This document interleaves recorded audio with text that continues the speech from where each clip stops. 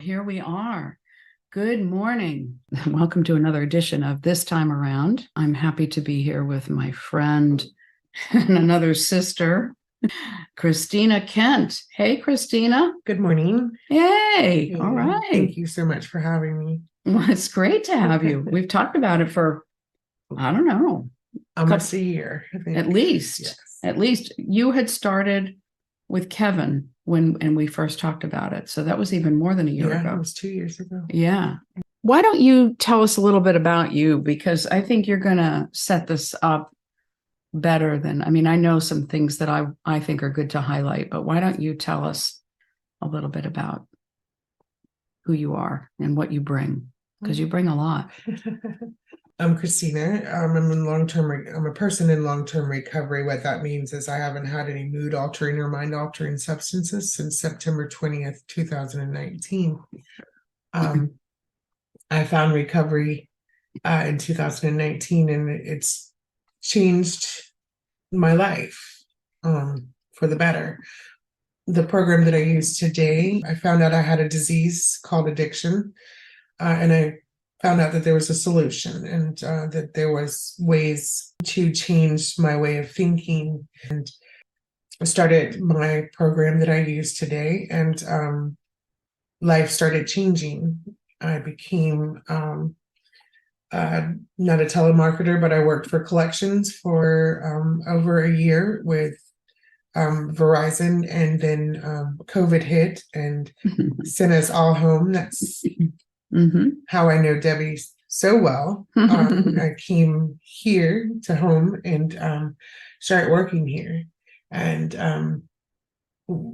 I guess it was a year and a half, or almost, yeah, I think it was a year and a half.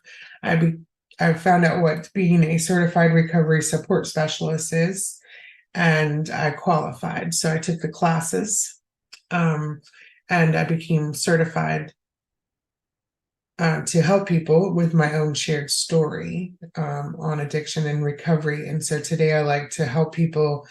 I spent a year and a half also with people engaged in recovery, getting people into detox, getting people into treatment, showing people the many pathways to recovery. And I also do that through my program. I shared my story and let people know that they are empowered by this way of life, and show them how I am empowered by this way of life. So I understand that, we all have a personal story, and or many stories that have helped to shape us into who we are. And I think it's a treasure trove of data and what we've learned that can be like our tools and our trade of what we can share with others. So what are you doing now? Not only in terms of sharing your story, but what are you doing today to bring all this forward? So I work for Colby Detox. I was hired on for marketing to get the word out that Colby Detox is available throughout the state of Alabama for everyone to come and do their start to recovery, oftentimes, which starts with a detox. What I do try to do on a daily basis is help someone, whether it's getting them into the detox or just being an ear for them to talk to over the phone and explain their situation. Let them know me too is a way of helping someone, just letting them understand that I have been also in their situations, and am still recovering on a daily basis. So I think that I think one of the things that I've always appreciated about you is not only that lots, I hate to say it this way, but there are lots of people out there in recovery, not enough. There need to be a lot more, but you're more than a person in recovery. You, I think, really understand about the importance of mental health, which a lot of recovery people in the past really just often wanted to put aside and say, oh, like don't go to that mental health profession.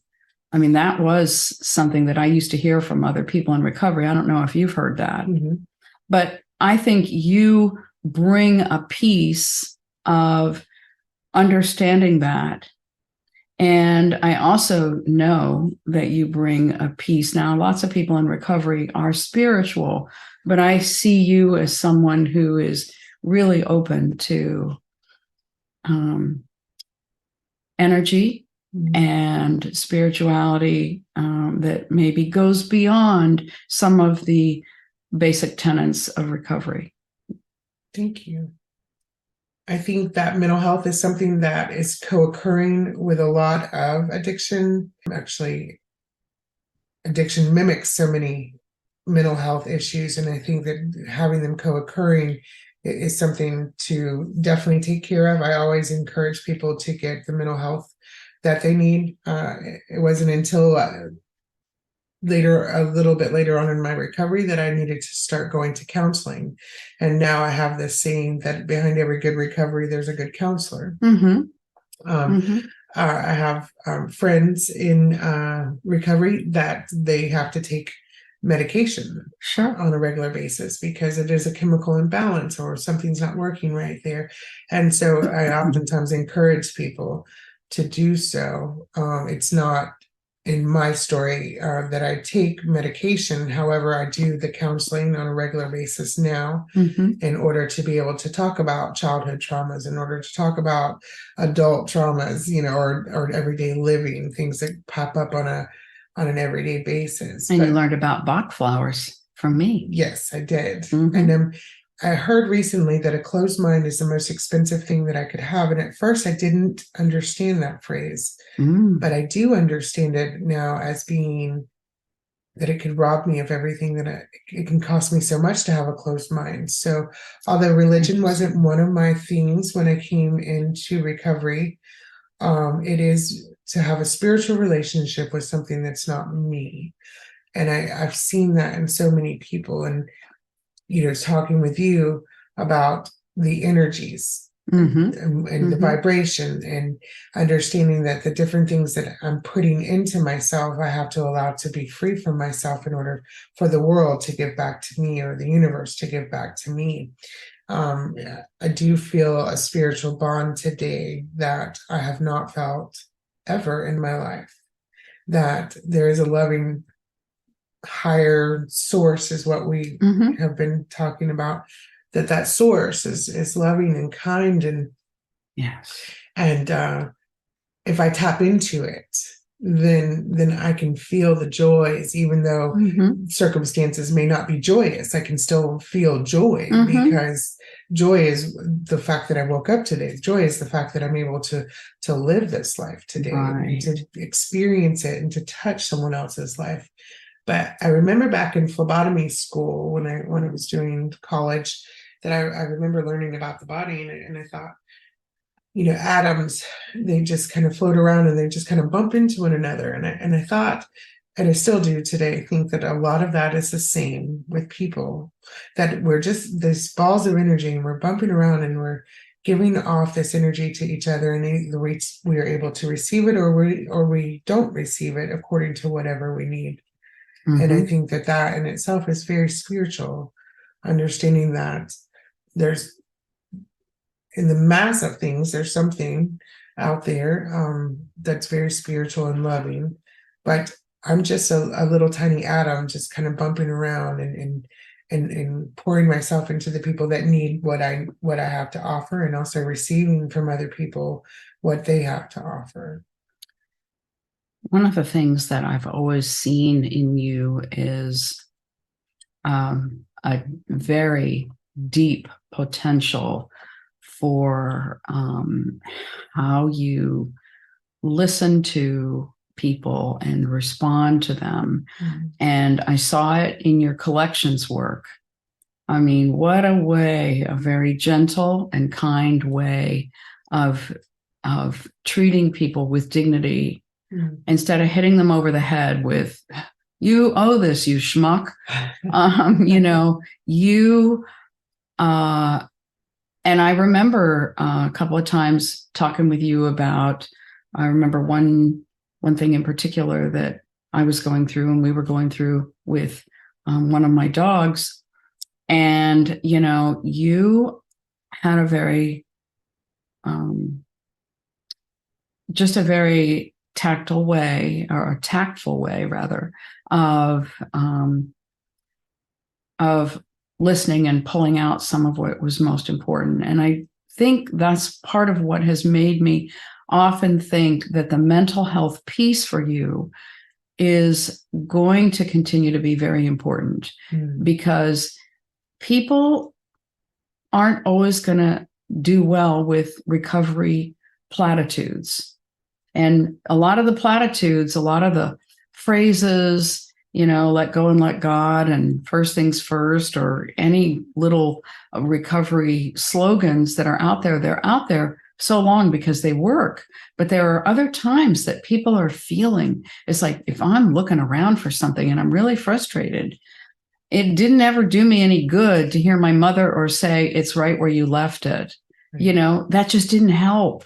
But when somebody can hear with depth, and, I know you've been going through a lot, and I know it's easy, well, not easy, but it's like sometimes people will often start talking about what they're going through, and they'll kind of like say, here's my collection of stuff. It's really hard, but that just makes it harder in a way to keep talking about it. Like Esther Hicks will say, we don't do ourselves any good by doing that.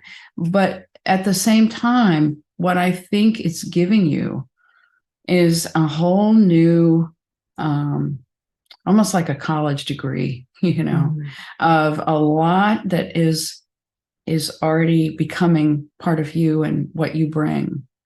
And so, I just want to encourage you to think of yourself as already successful, because you have a lot that a lot of people around you don't have. A lot of people in recovery don't have. When you stand up there, and I've heard you say, I am Christina and I am a woman in recovery.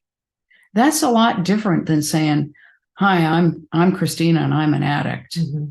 You're embracing the good that you are doing.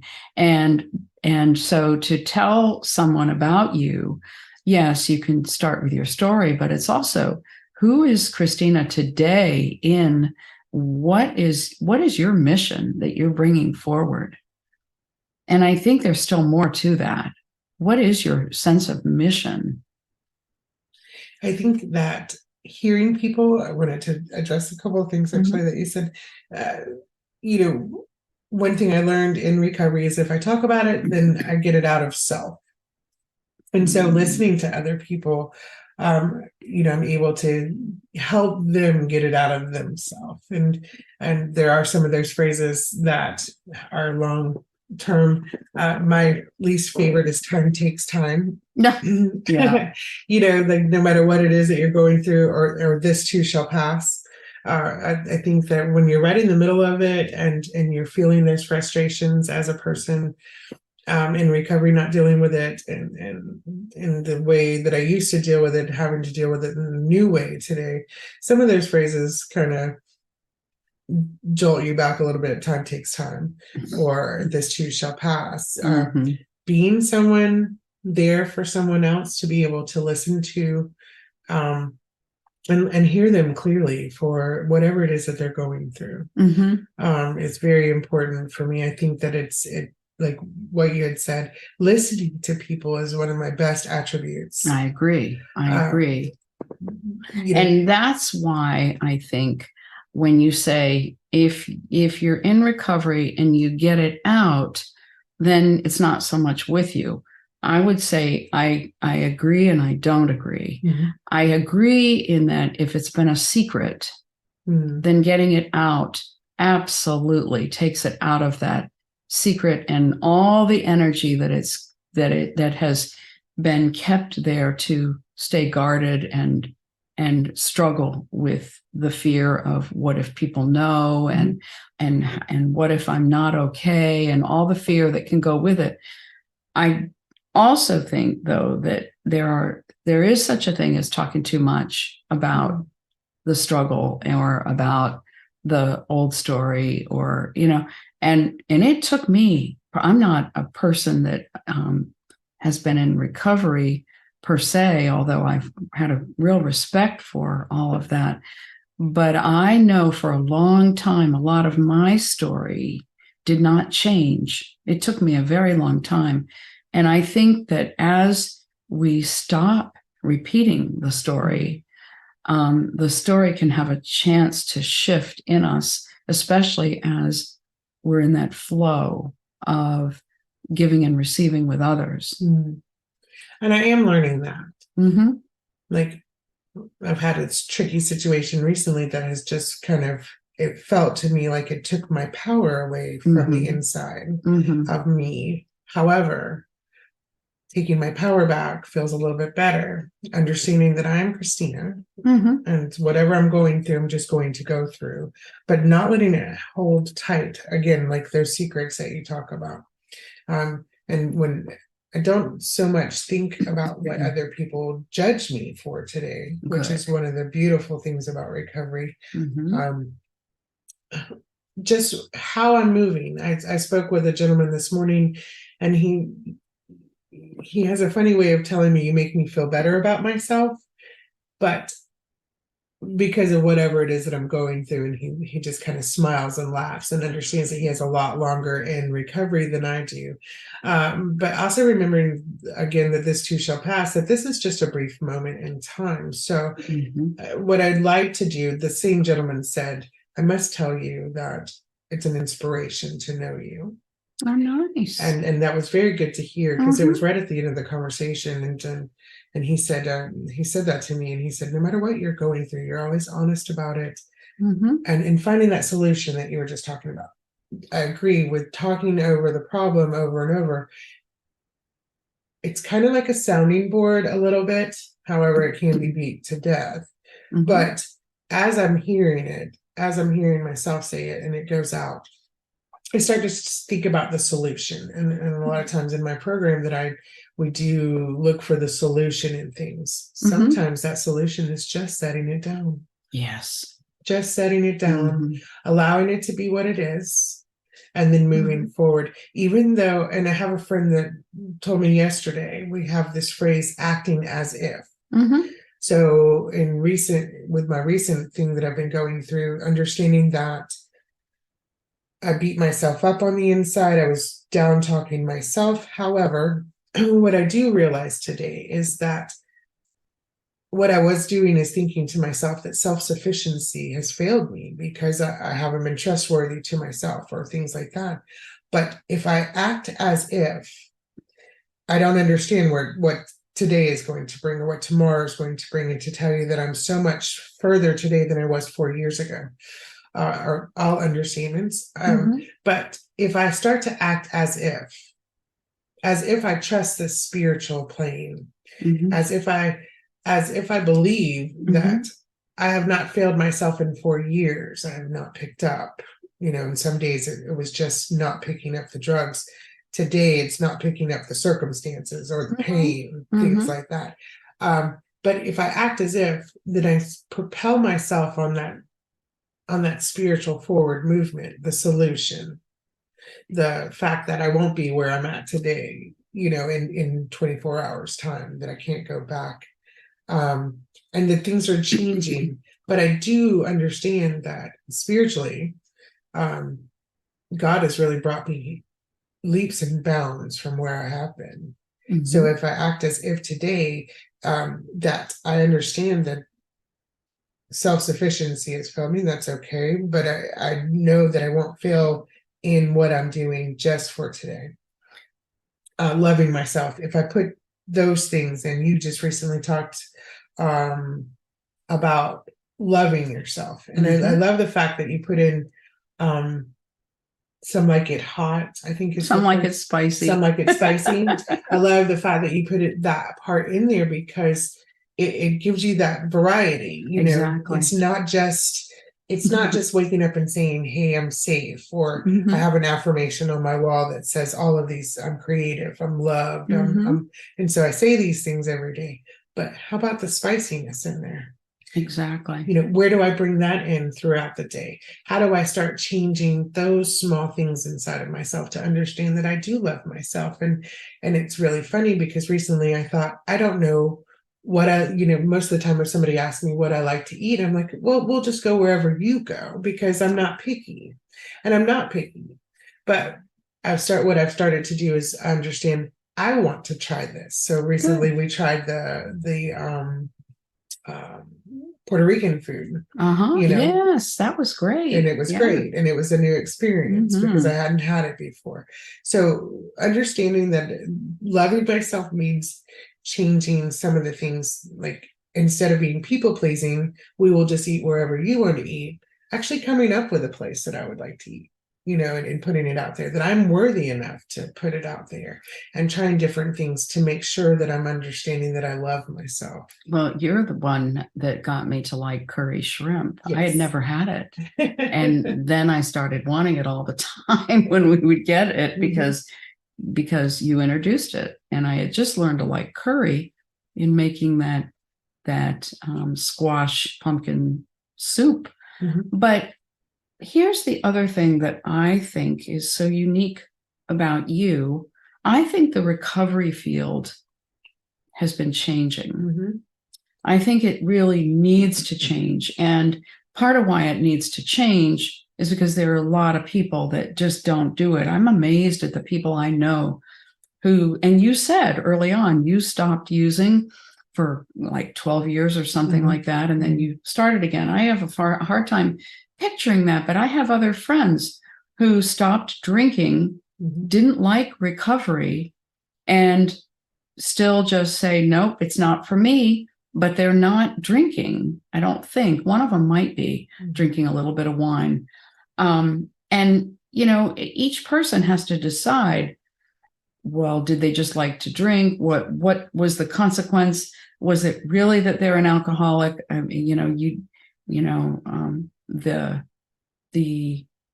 what is it? The requirement is the desire to stop. It's Right. not that you know that you are or aren't an addict or an alcoholic, but I still think that the field is opening to include a lot more, maybe one size doesn't fit all, Mhm. or a lot more of the ways that people experience differently and need to work this program differently. I agree. And one of the things when I became a certified recovery support specialist that we talked about was changing the language, changing people's minds. Mm-hmm. That the one size fits all does not Mm-hmm. um, apply to everyone. And Right. that there are many, many pathways of recovery. Mm-hmm. It doesn't, although I use a 12-step program, that does not mean that everyone should use a 12-step program to change. Some people use church, some people just use complete abstinence and want to change their life. Telling people that they're an addict or an alcoholic, the way that I, as a certified recovery support specialist, come at the situation is saying it's substance use disorder. Mm, Changing the language. I'm not an addict. I'm a person in long-term recovery. I like that. Because we can be so bogged down. Now, in my program, I'm an addict, and that makes me anonymous. It makes me the same as other people, and not nameless, but the same as other people that are coming in. But in my recovery story, in my job today, what I am able to do is say, me too. But I don't want you to think of yourself, excuse me, as downtrodden. There are millions and millions of people all over the world that are suffering with the same substance use disorder, and changing things like medicated assisted treatment. And they are now calling it medicated assisted recovery because, and I was also close minded to this very early on, understanding that some people need medication. The opioid crisis has come upon us, and the opioids and the research that they've done is saying that it changes their brain chemistry, like the way that the brain is firing. So some of these medications, and I don't want to name them because I don't want to endorse anything. Some of these medications actually help people get to the point where they can get some kind of recovery because their brains are rewired. So they require these medications for an amount of time in order to get recovery from the physical pain, from the physical, right, from the physical jaws or the physical things that they have to go through of maintaining just their regular health or mental health at that point. But then they get to a place where they need a different, they need recovery in a different way to get past what has occurred as addiction. So the physical withdrawals and such that you would, in the way that the brain works, as far as the medication assisted recovery, it allows them to stay off of their drug and be on this other drug for a certain amount of time while they're getting the recovery, while they're starting to live a new way of life, and in hopes that what happens is eventually sometimes that they come off of the medication and then they just have abstinence. Now, abstinence for me is my program. I that's what I choose. With changing the language, changing people's minds, understanding that there's an opening that happens somewhere with someone who is taking a prescription to come off of their drug in order to get that recovery for and again, just changing your life. It's suggested that you go to, meetings or be around a support group, whatever your pathway is to recovery. I want to help endorse that, because as a person, as a human being, I have my own thoughts about what is right for my life. Right. And your friend who might drink a couple of glasses of wine during the week, that might be what's right for their life. And if they don't have a problem with it and they're maintaining a recovery lifestyle, then that's their way. Some people find church or spirituality as their pathway, and they don't need a 12-step program, or they don't need things like that. I know giving someone all of the information is one of my main focuses. I love having the resources at my fingertips. If somebody, even for my job, if we cannot help you detox, then let me tell you all the other detoxes here that can help you. And although we will run your insurance and we will run the fact that we might have a scholarship bed open or not, if we cannot take you, let me have those resources that will.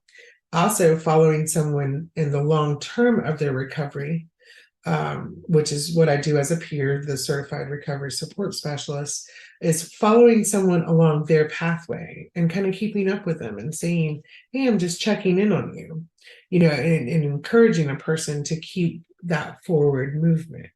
Whenever we're encouraged, I think about this as a child, if I touch a hot stove, I physically get the pain to not touch that stove anymore.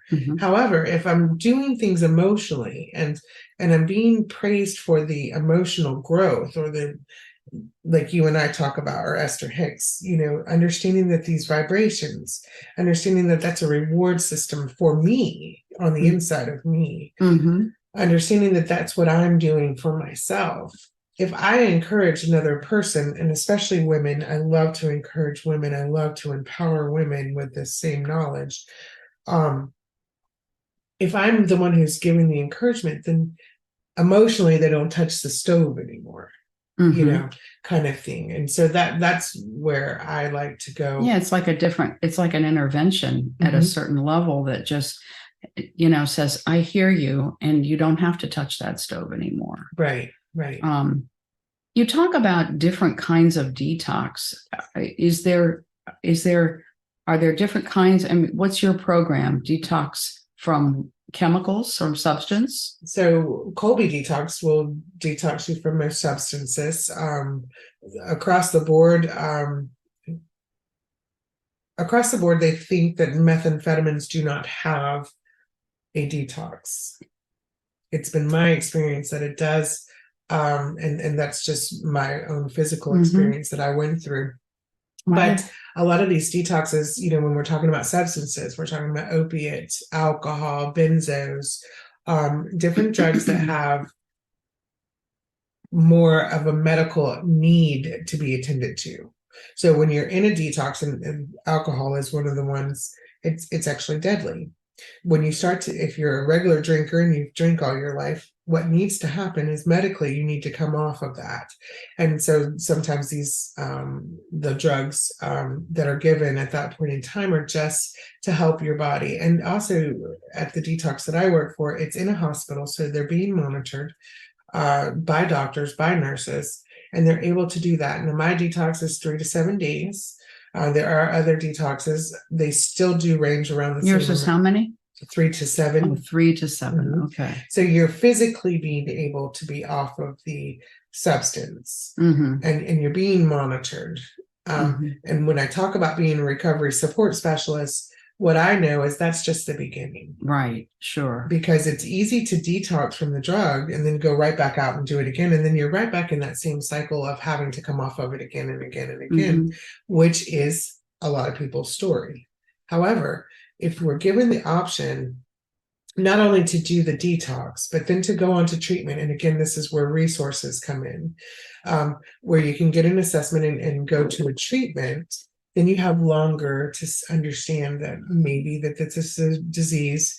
Maybe, I know for me, it was this guilt and shame and that secrecy of not being able to stop the drug, or not being able to stop the way that I was doing the drug, things like that. And so when I'm given a lengthier amount of time to do something about my problem, just abstaining at this point, because I could never abstain.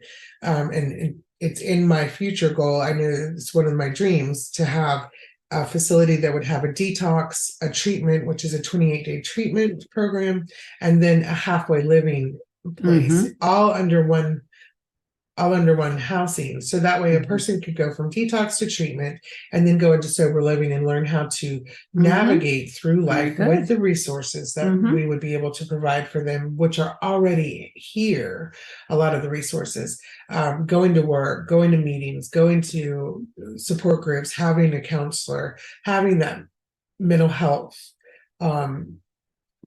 all provided for them as they're going through, and to follow someone through the beauty of their own recovery. Sure. Rather than starting over with this one or that one. And when you say that they say there's no detoxing from meth, is that what you said? Yes. Why do they believe that? Well, that the drug leaves your body, and normally people are just hungry, hungry and tired, because those are the ways that the methamphetamine actually affect you, lack of sleep, lack of food, things like that. However, the substances that are being put in drugs today, things like fentanyl, which is giving us this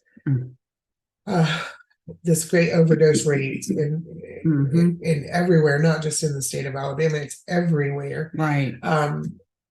With the drugs that are being put in the drugs that people are already using, prescriptions, right? That you don't know what you're detoxing from. My very own story, I laid in my own vomit for 24 hours before I picked myself up and drove myself to the hospital, understanding that I was severely dehydrated at that time. But I don't know all the substances that were leaving my body at that time. And actually, when I went to my treatment program, I ended up testing for 8 different things. So to tell you that methamphetamine was what I was doing, that's what I was purchasing, that's what I was putting into my body. However, you don't know everything that might have been affecting you. Right.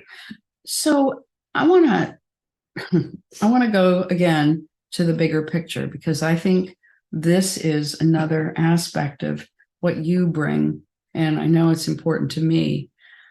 So why is there so much addiction? I'm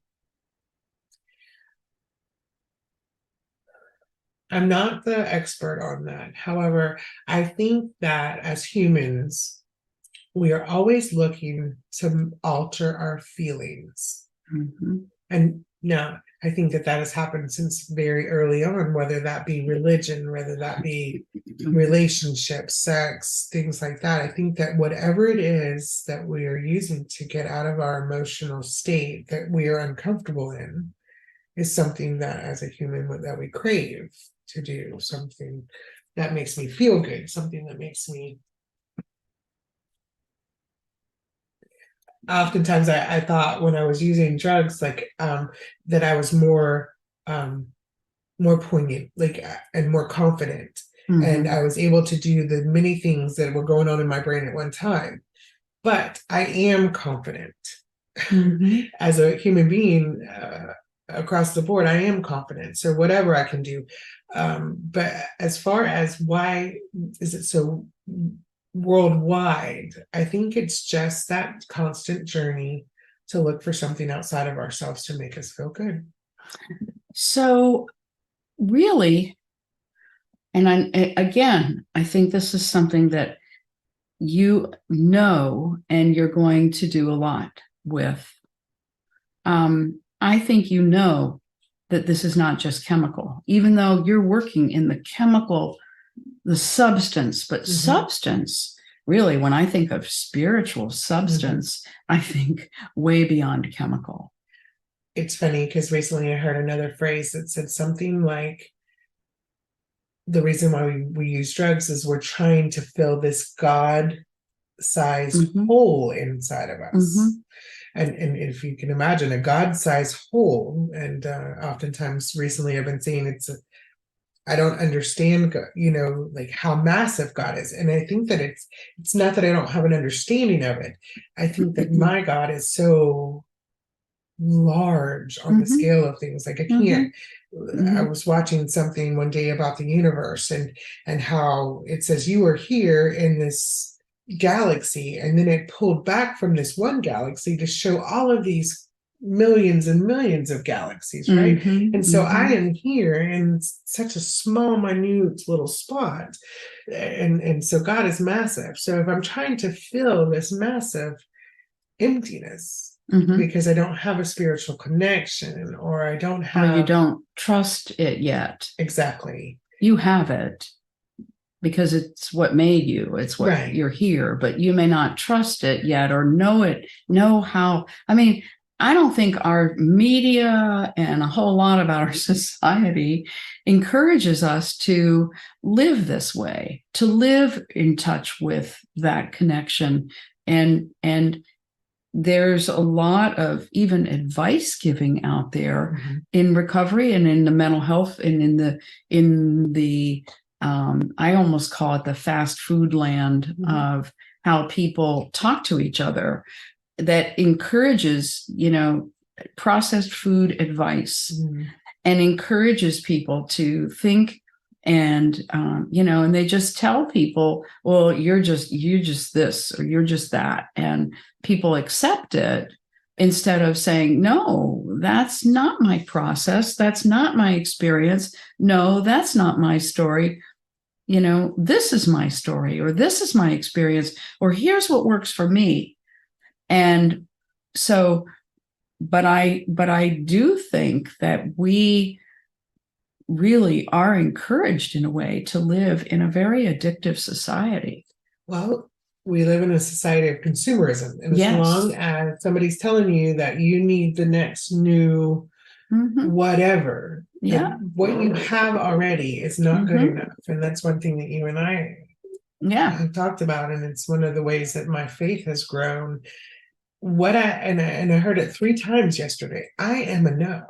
Yes. That simple phrase. And I'm like, but I'm not enough. And for some reason, my brain says no, because I need the next new PlayStation, because I need the next new brand new car. It's such. Or because I've been feeling broken, I'm not enough. But we still are enough. How many times does somebody go to a doctor or a hospital and somebody says, well, what's wrong? And it always drives me crazy when somebody goes, I don't know. Well, but how do you know you need to be here? Well, my such and such isn't working, and my, my stomach feels bad, or my legs aren't working right or something. But how many times do we get better? And how many times have things in our lives we have gotten better? And so we really always were enough. We Right. just didn't feel like that. Sometimes I remind myself that how I feel is not the bottom line to who I am. I'm learning. Yeah, well, we all are. Mhm. And that's okay. And when we go to the doctor, it's because something's wrong, right? And we don't go to the doctor to have wellness checks, like what we should be doing. How well are you doing? Yeah. How let me tell you, or tell me about all the things that have improved since the last time. Like recently, when you came off of some medicine for some arthritis pain, I think is what it was. You knew that you had improved. It was neuropathy. You were a neuropathy. Right. So you weren't feeling that anymore. And so Right. what people tend to do across the board is say, oh, this is wrong. Like when we first started this conversation, why is there such a stigma on things? Well, it's because we've gotten used to giving it a name, and if we give it a bad enough name, then we keep talking about it. Right. And if we give it a bad enough name, then we might not have other people calling us names, so we won't be sort of blindsided by something coming at us. I really think that that's one reason that we people put ourselves down sometimes. It's like, oh, I know I should clean my house, or I know I smell like I've been sweating or something, so that somebody else won't say it. But really, like Esther says, things are always working out for me. And to spend a little more conscious intent on, things are always working out for me. And I might hurt. If I, broke something. If I broke my leg, I might hurt. Yeah. And that hurt is telling me don't walk on it. That's a smart message, because it would not work right to walk on it. So the pain is giving us a really good message, but it doesn't mean that we are broken. It just means one part of us is in need of, more healing. And what I'm finding today is I need to find the people that are like-minded. I need to find the people that are talking about the solution. I need to find the people that are talking about these beautiful things, this vibration that I have to put out into the world. So that and you know what? They are finding you and will continue to find you, because as we put out who we are in this higher vibrational way, well, then we attract more of the people that are finding us. I will stop myself mid-sentence thinking, oh, I have to figure this out, and I have to find this or find that. And no. I just need to be it and trust. Be it and trust. And again, that phrase, I am enough. I am enough. Yes. So as you look at, you have already, I think, been forging this new trail in what recovery is, and what people need that's beyond what it has said. Because, golly, recovery was based on, a couple of people so long ago who started and had some great tenets to bring, but it makes sense that the field would continue to grow and change. So as you are in this and you're bringing a lot of it forward, and I think people reached out to you to become this peer specialist and all these, because they saw this in you. They saw this ability in you. And so then I wonder, I guess I wonder a couple of things. One, what does your day look like? And what do you think it's going to look like going forward? And what is your sense of mission in bringing all this forward? So 2 questions there. What does my day look like? Is that right? Mhm. So today it's just spreading the word that Mhm. recovery is happening. If I stay in that positive, I love the word recovery. It indicates that I'm going forward. I'm Yeah. growing. I'm doing the things that I need to do to keep being well. And again, I'm not just going to the doctor because I'm sick. I want to tell you about all the things that are Mhm. happening right today. Um, Actually, I'm able to go to a luncheon today after here, and again, just spread the message that this is the company that I work for now is the beginning of some people's recovery story, Mhm. and we're here to help you. You know, Yeah. the rest of my day looks like 2 meetings later on with women in hopes to empower them in Mhm. their journey and what they're doing. And as a whole, my goal is to share that recovery is possible, period, Mhm. across the board. And there's a new way of life. Like I don't have to just keep looking down this downtrodden road of despair and not moving in a way that I need to shift and move and understand that spirituality is with me. I trust that. I trust in the fact that my life is going to be better and better and better. And having a relationship with something that's spiritual today gives me a whole different outlook on life. Mhm. And again, I can go back to I am just an addict. I'm just this individual with problems, or I can tell you about the growth of my garden. Mhm. And Mhm. I say that because I also heard this phrase recently, to not chase butterflies, but to tend to your garden and the butterflies will come to you. See, Mhm. that's just what I said to you about when you said you're looking for the people. And I'm like, no, you're continuing to become and be this beautiful Mhm. garden and attracting.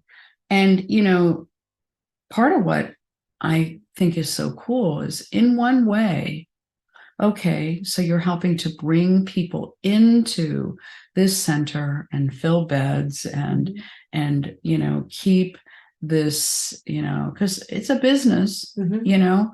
and there is competition of all these different businesses, and they want us each to know theirs is the best. But the other bigger piece that what you're doing is every single person who hears you, who says, maybe, I wonder if that could help me. Mhm. That's a person who is starting to get unstuck from the secrets that they've been carrying Absolutely. and to come forward and to allow you to either be that person or to be a person that helps to connect them with other people. Mhm. That's life changing. I hope so, because that's my goal. I Well, want to get as many resources and listen, I am not right all the time. nobody is. It's not And just who nobody because said we had to be. right, and just because this way of life works or doesn't work in my way of life, it doesn't mean that it's perfect or not perfect for the next one. It's not about perfection. It's It's just really not. about growing Mm-hmm. and growing that garden. And Mm-hmm.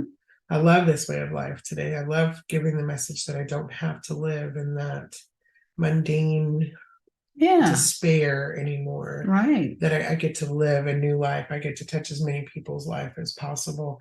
And I know for me, one of my biggest attributes is to listen to people and to understand and Mm-hmm. and and not to judge, across the board. Yeah, that's so important Mhm. because I don't think Source judges us. I don't think that Source is out there pointing the finger and saying, boy, did you screw up? And well, you just needed to be over here. What's the matter with you? Mhm. I don't think Source does that. Yeah. And so I don't think Source wants us to do that with each other. Yeah. So, yeah, I think Source just wants us to love and share um, and to trust. And I don't think Spirit expects us to figure it all out. because we agreed to be here I think, in a partnership with Source. And so if we are here in this partnership with Source, then everything we need is provided, and all the support and the help and the love and everything we need is going to be provided, as long as I'm not holding on to old things and keeping my hands and my heart so full and clenched that I can't receive anything. Mm-hmm.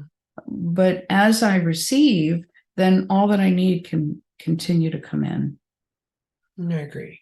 And well, I am really happy that we have done this, and we can certainly do more. Is there any other thing that you want to say that I haven't asked, or any way that you want anyone to find you, or anything that you want to add? Well, Colby Detox is the company I work for. My email address, c.kent@colbydetox.com. KOLBE. Detox. Yes.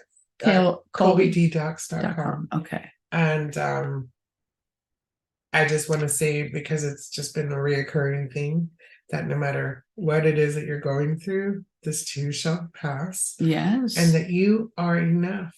I'm really just getting to grasp on that phrase, that I am what you were saying, what source energy. I already am what source energy wants me to be, and I'm growing to change into whatever else that I'm going to grow and change into. But I just can't get bogged down in the things that I tend to worry about. And that phrase, I am enough today, is one that's following me around everywhere. So I just wanted to reiterate that. And anyone suffering with substance use disorder, if they want to reach out, they can to me. And all the resources I have, whatever your stage of recovery is, I have the resources as far as being able to help you on your journey. I don't have all the answers, don't have any of all of that, but the resources that I have, and when I don't know, I know how to reach out and ask. This does go out to people all over the country and internationally. So you could even hear from people outside of the state. But still, you just never know where those connections can go. And the other thing I want to add is, not only are we enough, but no one is alone. And especially letting those secrets go, and knowing that, they just can take so much old energy. Wow. So much energy. Wow. So thank you so very much for having me. It was a pleasure. Well, thank you for being here today. Yay. And anytime you want to do this again, I'm more than free to do so. Good. Well, let's see. There may be things you want to talk about, or there may be things your company wants you to talk about, or they want this in some way. And so we can make that happen. But very good. Well, thank you. Thank you for being here.